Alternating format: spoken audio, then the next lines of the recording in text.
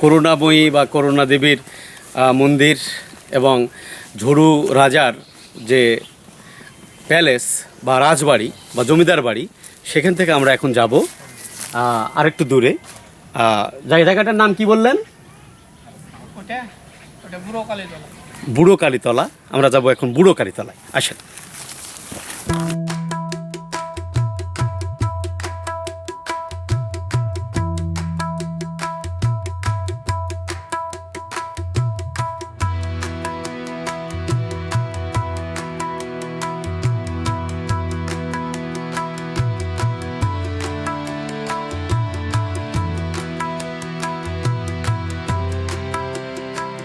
দর্শক, আমরা এসেছি বুড়া মায়ের স্থান অর্থাৎ কালী মন্দির।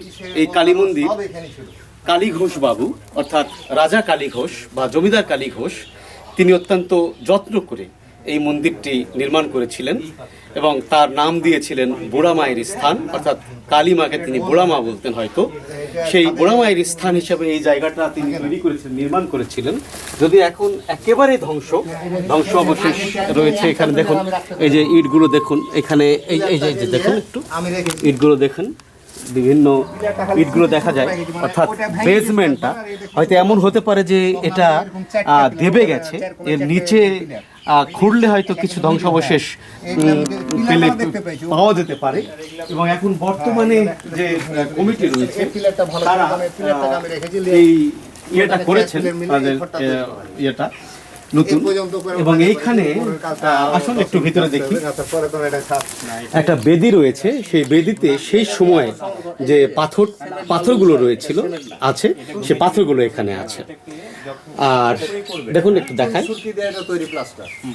এই যে এইখানে একটা পিলার আছে শুধু সেই সময় মন্দিরের। দেখুন, এটা একটু দেখান। 16টা পিলার, এখানে 16টা পিলার ছিল জানা যায়। এখন বর্তমানে একটা পিলার অবশিষ্ট রয়েছে, যে একটা পিলারের উপরেই তারা একটা নতুন ইমারত করেছেন। এইখানে একটি কিংবদন্তি আছে বা ঐতিহাসিকভাবেও হয়তো সত্য, যে এইখানে যে পাথরগুলো রয়েছে সে পাথরগুলো বলি দেওয়ার কাজে, অর্থাৎ মানুষ হোক বা পশু হোক, বলি দেওয়ার কাজে ব্যবহার হতো। জনশ্রুতি আছে যে মানুষকে অনেক সময় বলি দেওয়া হতো। যদিও কালী পূজার সময় কালী মন্দিরে পশু বলি দেওয়ার একটা প্রথা রয়েছে। অতীতে এখানে মানুষকে বলি দেওয়া হতো বলে অনেক জনশ্রুতি রয়েছে।